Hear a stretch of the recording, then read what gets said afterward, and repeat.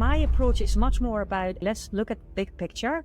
What can you do that's actually really impactful? What's that 20% that leads to 80% of the outcomes? And that really fits with your business, and that's going to create that much bigger return in terms of impact, but also much bigger competitive advantages.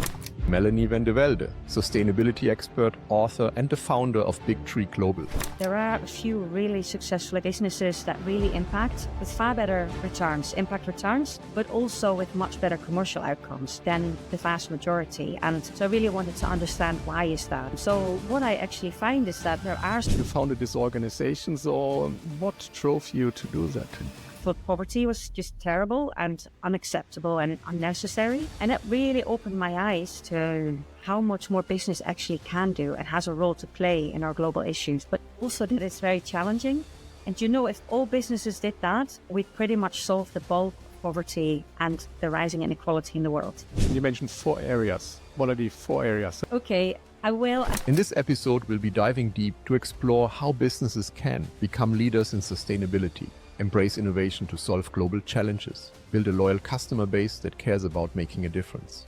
And so the 2 first areas for me are, if you're going to tackle the SDGs that are all related and kind of are knock-on effects of really the root cause of poverty and inequality, it's number 1, empowerment. And there's different ways you can empower with your business. And the second thing is... Welcome to the High Performance CEO Show. Most viewers haven't subscribed yet, so don't forget to subscribe for more awesome insights. Hit that notification bell too, so you never miss a video. That's a big help. Thank you. Melanie van der Velde, welcome to the show. Hi, Sebastian. Lovely to be here. You've basically been quite next door in Glasgow, which is not that far away from Germany, compared to the interviews I normally have with people in the US. So really great to have you on the show. You are the founder of Global Impact or Big Tree Global. And your focus is this changing world and what can we do to turn it around? How can we lead in a sustainable way, which also results in a better return? And we want to hear some of your ideas how this increasing climate crisis can be turned around. So I'm really curious to listen to your story, Melanie. Okay, yeah. Where would you like me to start? Yeah, maybe what drove you to write a book, Lead Like a Genius? You founded this organization. So what drove you to do that? Yeah, okay. So my starting point just from childhood was always that I thought poverty was just terrible and unacceptable and unnecessary. My background was engineering. My first master's was engineering, and I ended up working in the tech sector. Loved it. Did that for years. I worked a lot in Asia Pacific. Yeah, loved business, but I did always have that nagging feeling of when I'm 80 something and I look back, I feel like I've wanted to have at least tried to have made a difference. The rocket chair test. Yes. So when you sit in a rocket chair when you're 80 and ask yourself, okay, what impact have you created? What have you done? Exactly. Yeah, I love that way of thinking. And that felt really strongly in my heart. I felt like I need to do something about that. And so, I mean, I had a lovely life in the south of France and couldn't be better. But I think it's good when you have that feeling, you need to follow it. And ultimately, just via some other steps and more studying and working for startups as well, I ended up then running an impact business and programs in the Kibera slum in Nairobi. So we did several programs with the children there to keep them at school in the slums. But we also had a business to empower young women who'd had no education and usually pretty bleak prospects with training and employment opportunities. And it really opened my eyes to how much more business actually can do and has a role to play in our global issues, but also that it's very challenging. And so that made me want to learn a lot more. And after just doing more consultancy work also with other companies, I then did my research project. So I applied for a scholarship and did a PhD, and really looking at, there are a few really successful examples from around the world, businesses that really impact our SDGs or key global issues really well, with far better returns, impact returns, but also with much better commercial outcomes than the vast majority. And so I really wanted to understand, why is that? If you're going to do this, if you have a grand, $1 million or time to invest, how do you make that count the most? So that was my research. And then I learned so much and I wanted to share that with others. And we made a few films about it. And then I wrote a first book And then when I did more work with CEOs, business leaders around, but how do you really apply this to your context? It turned more into a really practical framework that was easy to follow, and it made me feel more, this is how it makes more sense to people. And that's my second book. So in a nutshell, that's my story. So is this only for large corporates, or can this be applied also from smaller organizations? So can smaller organizations actually make an impact in a sustainable way to save or improve our society? What I actually find is that there are some small businesses that can be really leading in this area and really innovative. And whilst their impact might not be as big as maybe a bigger company can in terms of scale or immediate scale, what you see a lot is that a lot of small companies have more space to innovate. And that can also lead to bigger companies then changing their practices also. So it can actually lead to a much wider impact. And I think businesses are always surprised as to how they actually relate to the global issues, because it's often very indirect, the impact. But once they see it, like these are the issues, this is actually how business relates, and they see the solutions around the world, it becomes much more obvious how much there is that you can do, not just in terms of climate change, but in terms of the plastics crisis, poverty, rising inequality. You're talking about the change in kind of more right-wing movements, and which is often also a kind of consequence to the rising inequality, where businesses can have a huge impact also. So anyhow, yeah, I would say it regardless of the scale, there is definitely a lot more that can be done than most people would probably realize. Okay, so maybe start with 2-3 of the main, or in your opinion, most impactful measures company can implement in their daily operation to change our current, or to positively impact the current situation where the world is in. Yeah, okay. And so it's always hard to say, look, here is a recipe. This is what every business can do. It's very context specific. I would say there isn't like one solution for everyone, but there is definitely a type of solution that's more effective. So whilst I can't say, look, boom, here, this is what you can do for everyone, it's easier to say, I can maybe give you some examples. Yeah, and I can also give you some factors that tends to lead to better outcomes, for example. I think it's also a thinking process they have to start. Look at the way how we do things, and then with these ideas or with these examples from other companies and industries, you can most likely develop your own ideas and solutions. Exactly. So yes, if you would ask, for example, the question of, right, okay, I want to do more, and how could I get better outcomes? Let's say I'm going to do an initiative and I want to make that count the most. So I can maybe talk just about some examples of and reasons why some things lead to better outcomes than others. So I love using an analogy of, let's say you're running a bath, you take a phone call, you walk away, and it takes longer than expected. And by the time you walk back into the bathroom, it started to overflow. And so if I ask people in talks, what would you do? Most people say, pull the plug or close the tap. Nobody would ever say, oh, let's mop up the floor, all the water that's there, all these issues that's starting to seep through the ceiling. Let's begin with that. You wouldn't. It wouldn't make any sense. But that's exactly what we see a lot with climate change, with pollution, air pollution, plastics pollution, with poverty, rising inequality. There are so much of our effort, time, and energy is going into dealing with the symptoms. But businesses are really well placed to close the tap, to pull the plug, and really deal with the root cause. And so I'll give you a couple of examples. So the plastics crisis, everyone tends to be aware of climate change, but plastics may be a little bit less so. So as it stands, unless we change current trends around, there will be more plastic in our oceans than fish, if you measure it by weight, by 2050. Yeah, and it's very impactful on obviously biodiversity in our oceans, but it's also impacting our own health already. So on average, we now eat, drink, and breathe 5 grams of microplastics each week. 5 grams. And scientists have started to research and have only begun to scrape the surface really of how's it impacting on our health, on our gut, on illnesses such as cancer, with some plastic components cancer related, but even our DNA. So, okay, quite a huge problem, right, that we want to deal with. Where's this plastic coming from? I mean, you said breathe, eat. I mean, where's the main source of the plastic we consume? So plastic is, well, a lot in packaging, a lot of products that are intentionally designed for very short duration, for example. There's also different types of plastic, some more harmful than others. But so in terms of solutions, we see recycling efforts, which is good. It's a nice start, but it's a very downstream solution, and only 9% actually gets recycled. We shouldn't produce it in the first time, no? Exactly. And who can do that? Well, that's often businesses who can come up with great solutions. So you might have heard of Daikel in Berlin. They're a great example. So they're a very small company, and they're pioneering a solution in the nappy sector. So nappies are really high in oil components, plastic components. I'm sorry to interrupt you. When I grew up, we didn't have any nappies.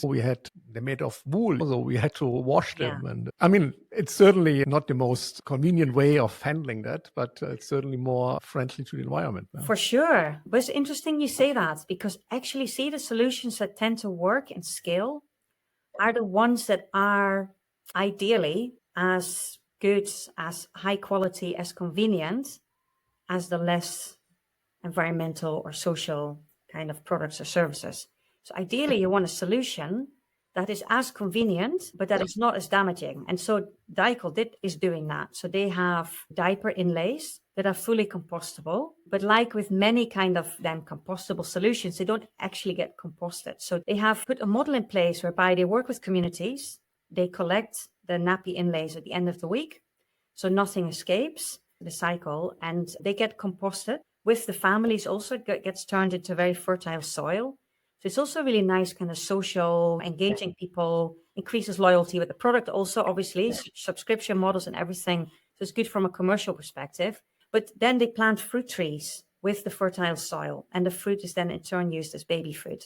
So it's obviously not something applicable in every sector, but similar things could be. But it's a really good illustration of that full circularity. So that's closing the tap. That's pulling the plug. That's not dealing with the symptoms. And that's the kind of thing that we need to see more of. And so Daikel is small. They're pioneering it. But hopefully that is then something that might inspire also some of the bigger companies at some point to implement similar solutions. So that's one great example. And I'd love to give you another one in a similar context of, have you heard of Schiphol Airport? Light as a service? I've been in Schiphol many times. But what do you mean by light as a service? Yeah, so Schiphol is trying to be one of the most sustainable airports. And one of the things they looked at was light, because obviously from an energy perspective, but also light is typically a product, like many other products, household appliances, that is designed for obsolescence. So intentionally short duration so that they can sell it more frequently. There was this Phoebus cartel where manufacturers came together and decided to let's shorten the duration of light fittings. So Schiphol said to Philips, I think it's such a lovely solution. It's so good for everyone. And they said, look, we no longer want to buy light fittings anymore. We want to buy it as a service. So give us a year contract. We pay you a fixed rate. You're going to have to replace anything that breaks, and you pay the energy bill. And that changed the incentive for Philips designers. Exactly. Yeah. They don't want to sell something which the client has to replace in 2 years. They want to put in solutions which last. Exactly. And you know what? About 20 years ago, I was diving in Australia and I was buying a shirt, a diving shirt. I have this to this day, and I still wear it, and it still looks relatively good compared to other shirts which I bought a few years ago, which I can't wear anymore because they are worn out. Exactly. And this really shows me that the lifetime of a product you can influence in the way you produce it. And what incentive have companies to have a long-lasting product? Well, interestingly, I think more and more so, because obviously this is a nice solution, and we see it with here in Singapore is doing it for cooling as a service. And obviously if you can tie it into a subscription model, it can be a great solution. But if you look at Patagonia, for example, right, they intentionally design products that are very durable. And because people know that, they're happy to pay a lot more for the items. If you buy, even now, you buy a third, 3 times used Patagonia item on eBay, for example, it still holds its value. And I think that is an important point that now more and more, particularly the younger generations, they see this. They value this. Yeah. I think this is really a good time for companies. So I think it's either a disadvantage if you don't do it more and more, or an advantage the sooner you are doing it. Yeah, I think you're right. With the younger generation, they're more aware and more focused on sustainability and buying products which are not affecting the environment so much.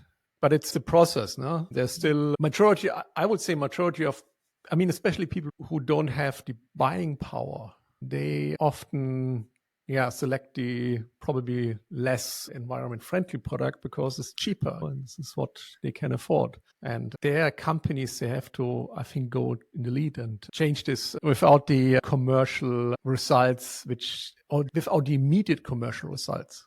Oh, absolutely. Yeah. I mean, there's the commercial side, I think, why it's increasingly, it was becoming more and more important from that perspective. But that's what I find is that a lot of businesses are doing this because the customers are asking for it. The teams are asking for it. They see it's important to be attractive to talented recruits, for example. But I think ultimately when people see the issues and they are more aware of them, who doesn't want to create a better future? I think most people, once they realize, and I think the business case has now really been proven, but I think there are indeed certain things. Are you going to do the minimum, or are you really going to do this because you see the difference it's going to make for our future, but also our children, our grandchildren? And what I find really interesting is that when I see business leaders who do this, they do this with full conviction. They end up doing a lot better, right? In terms of the initiatives that come out of it, in terms of then also the competitive advantages they create. But it makes them really happy. It's when you talk about this stuff with people who are really going for this, it's they have a sparkle.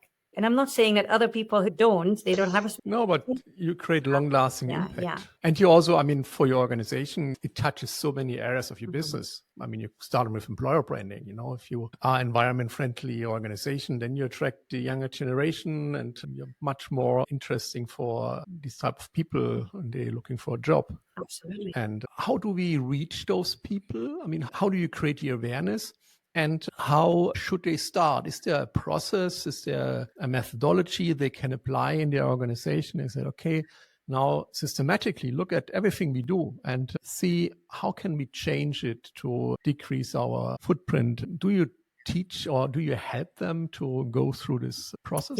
Yeah, for sure. There are frameworks out there, right? It depends what road you want to take. If you want to just be more compliant with regulations, for example, there's ESG frameworks out there. There's like the B Corp framework that ticks so many boxes across your organization. My approach is much more about actually, let's look at the big picture first, or could be second or third.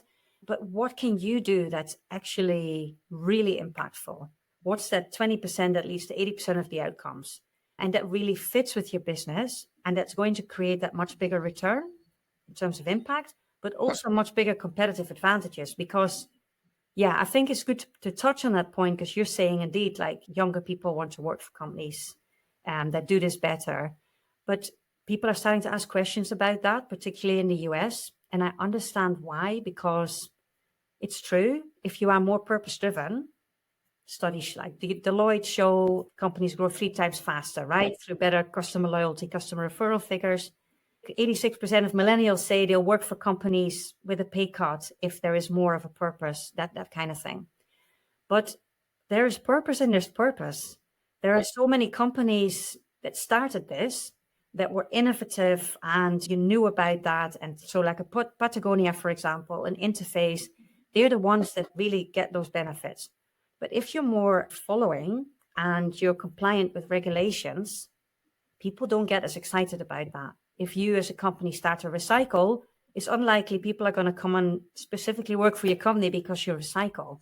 Do you know what I mean? There is a difference, right? And I think if you want to get big impact and you want to be attractive to talented people, to get customers excited, to be more loyal, to refer you to friends and family, it takes something else. And it takes doing something that's really effective, something that's a bit more, I would say, a bit more novel. So I would always encourage people, like, pick at least one area across the SDGs. It can be somewhat climate related. It can be plastics is up and coming. There's been a UN resolution, so you can take quite a pioneering role there.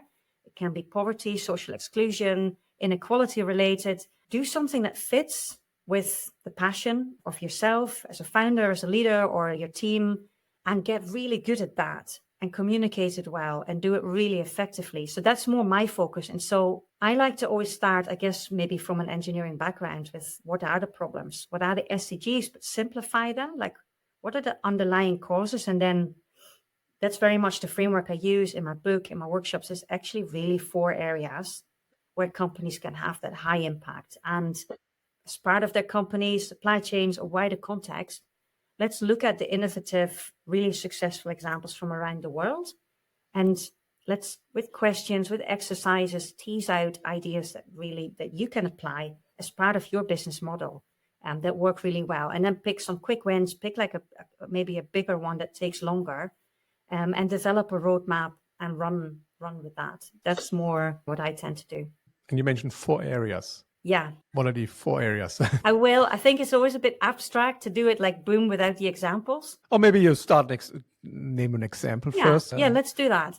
So if you think about the first 6 SDGs, so the first 6 global issues as defined by the United Nations, right? They're all no poverty, zero hunger, good health and well-being, good quality education. A lot of companies look at these separately and all the sub-goals, and then you're easily drawn into dealing with symptoms. So poverty, let's say poverty and hunger, right? You see a lot of prêts à manger, let's donate food to the homeless. Tom Shoes, let's donate a pair of shoes for each pair you buy. Warby Parker, we donate a pair of glasses, right? So a lot of fundraising, a lot of donations. Yeah, it's logical. That's what you would think. And I'm not saying that's not good. I mean, I worked with programs in the Kibera slum, and we had alleviating symptoms can be vital, right? For families, for children. But compare it to this, right? There is Soul Rebels, Ethiopia's, one of Africa's actually fastest growing footwear brands, founded by Bethlehem Tillehen.